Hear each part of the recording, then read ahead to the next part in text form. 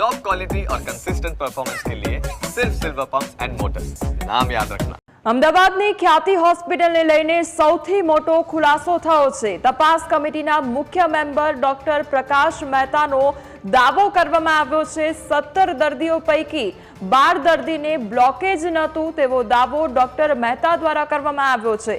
12 દર્દીઓને એન્જિયોગ્રાફીની જરૂર જ નહોતી તેવું પણ કહેવામાં આવ્યું છે।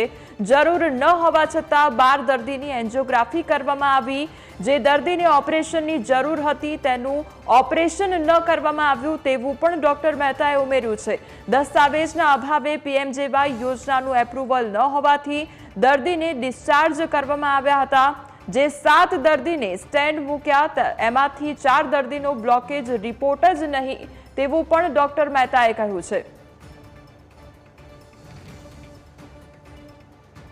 તો એક બાદ એક આ મોટા ખુલાસા થઈ રહ્યા છે। ખ્યાતિ હોસ્પિટલને લઈને એક બાદ એક આ ગંભીર ખુલાસા થઈ રહ્યા છે। ત્યારે વધુ એક મોટો ખુલાસો થયો છે જેમાં તપાસ કમિટીના મુખ્ય મેમ્બર ડોક્ટર પ્રકાશ મહેતા દ્વારા દાવો કરવામાં આવ્યો છે કે જે 17 દર્દીઓ હતા તે પૈકી 12 દર્દીને કોઈપણ પ્રકારનું બ્લોકેજ નહોતું અને તેમ છતાં તે લોકોની સર્જરી કરવામાં આવી હતી, એન્જિયોગ્રાફી કરવામાં આવી હતી તેવો દાવો ડોક્ટર મહેતાએ કર્યો છે। 12 દર્દીઓને એન્જિયોગ્રાફીની જરૂર જ નહોતી અને તેમ છતાં પણ આ 12 દર્દીઓની એન્જિયોગ્રાફી કરવામાં આવી હતી।